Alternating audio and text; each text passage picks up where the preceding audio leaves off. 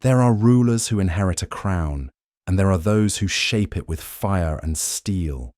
Kanuni Sultan Suleiman. To the west, he was the Magnificent.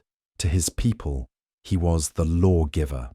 But to history, he was the man who transformed an empire into legend. This is not just the story of a sultan.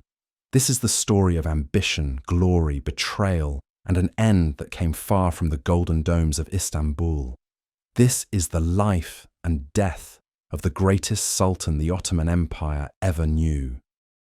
The year was 1494. The city of Trabzon lay nestled on the edge of the Black Sea, where mountains met mist and the scent of salt lingered in the wind. It was here, on a spring day, that Hafsa Sultan gave birth to a boy who would one day hold the fate of 3 continents in his hands. They named him Suleiman. He was no ordinary prince. From a young age, his tutors noted his brilliance, his hunger for knowledge. While other boys rode horses or played in palace courtyards, Suleiman buried himself in books, philosophy, law, astronomy, and poetry. He learned Arabic, Persian, and Latin. He studied the conquests of Alexander and the justice of Solomon, whose name he would one day echo. At age 7, he was sent to Manisa, the traditional training ground for Ottoman heirs. There, he tasted the bitter solitude of power. Every step he took was watched, every word weighed. The court whispered, and he listened. He was groomed not just to rule, but to reshape the world. In 1520, fate struck. His father, Sultan Selim I, known as Yavuz, the Grim, died suddenly. Selim had been a fierce and ruthless conqueror, doubling the empire's size, bringing the holy cities of Mecca and Medina under Ottoman control. And now, at just 26, Suleiman inherited the crown. The world watched with cautious eyes. Was he his father's equal? Could this poetic young man, raised in refinement, lead armies and outwit kings? They would soon have their answer. Within months, Suleiman stunned Europe. He marched on Belgrade and seized the fortress, long thought impregnable. Then, in 1522, he led a campaign against the Knights of St. John in Rhodes, a crusading stronghold. After a grueling siege, the island surrendered. Even the West began to murmur. This is no ordinary man. But Suleiman's greatest ambition lay deeper in Europe. In 1526, at the Battle of Mohacs, he shattered the Hungarian army in less than 2 hours. King Louis II drowned trying to flee. Hungary, Catholic, proud, defiant, collapsed before his feet. And then came Vienna. In 1529, the Sultan stood before the gates of the Habsburg capital with one of the largest armies Europe had ever seen. Cannons thundered, the walls cracked, and yet fate intervened. Torrential rains, thick mud and frost wore down the Ottoman force. Vienna held. Suleiman turned back. But the message was clear. The Ottoman Empire now knocked on the door of Christendom. The West would never sleep easy again. Hürrem, the woman who changed the palace. In the heart of Suleiman's reign stood a woman, one who defied every tradition, every expectation. She was not of noble birth. She was born Alexandra Lisowska, a captured Ruthenian slave brought to the harem. But she was no ordinary concubine. She was sharp, witty, fierce, and she captured Suleiman's heart like no other. He renamed her Hürrem, the cheerful one. But she was far more than that. She became his wife, a legal wife, unheard of for an Ottoman sultan. He broke centuries of custom to be with her. With her counsel, Suleiman's reign grew more complex. Power shifted. Court intrigues deepened. Enemies whispered of a witch in the palace. But he loved her still. Their love was immortalized in letters. Poetic, passionate, tender. To her, he was not just a sultan. He was her Solomon, and she, his Josephine. Rustam Pasha, one of Suleiman's most trusted viziers, rose to power not only through loyalty, but through ruthless intelligence. Yet his rise upset the delicate balance of the court. As the son-in-law of Hürrem Sultan, Rustam became the very center of the empire's swirling intrigue. Some sources claim that he and Hürrem conspired to bring down Prince Mustafa.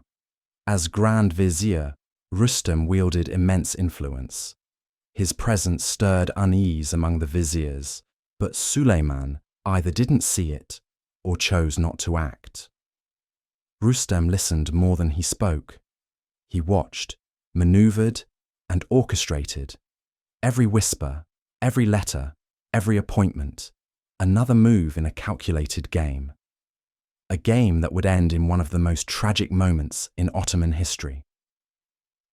Mustafa was the people's prince, brave, just, and gifted in war. But he was caught between two powerful forces, his mother Mahidevran and the ever-calculating Hürrem. In 1553, during a campaign against the Safavids, Suleiman summoned his son to the imperial tent near Konya. What happened next shattered the empire. Mustafa entered the tent to see his father, but also the executioners. He was strangled to death on royal command. The army was stunned. Soldiers wept. Viziers stood speechless. He loved his father, they said. But love was not enough.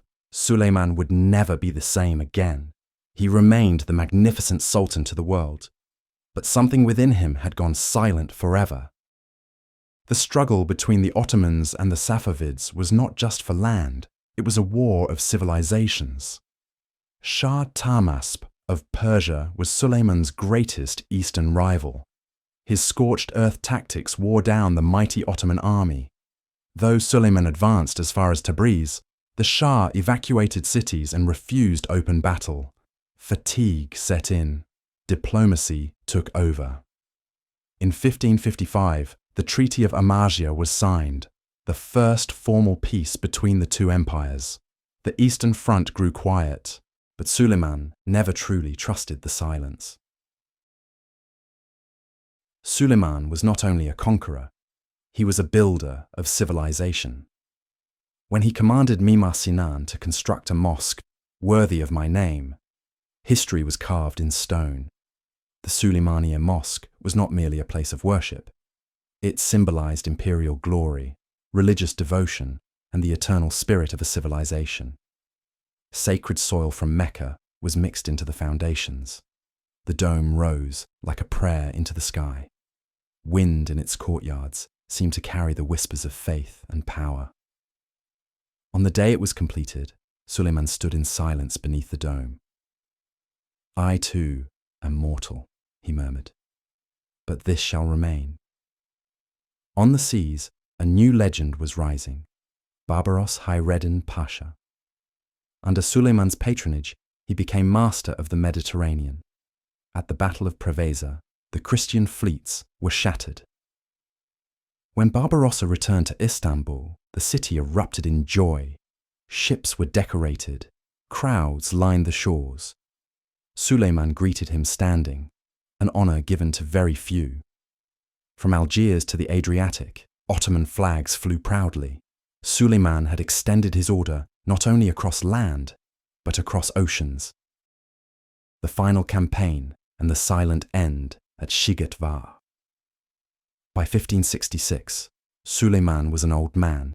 His eyes had dimmed, his hands trembled, but his spirit had not faded. He led one final campaign against the fortress of Shigatvar. The siege was brutal. Days turned to weeks. As the final blow approached, candles were quietly extinguished in the Sultan's tent. Suleiman had died, but his death was hidden from the army. His organs were secretly buried, his body preserved with care. Grand Vizier Sokolu. Mehmed Pasha kept the secret until victory was secured. Only after Shigatvar fell did the world learn. The great Suleiman was no more. What Suleiman left behind was more than just a vast empire. He left a system of justice, a monumental architecture, a vision of statehood, and an ache in the hearts of his people. He was called Kanuni, the Lawgiver, because he ruled with justice. But history remembers him also as a man of deep sorrow,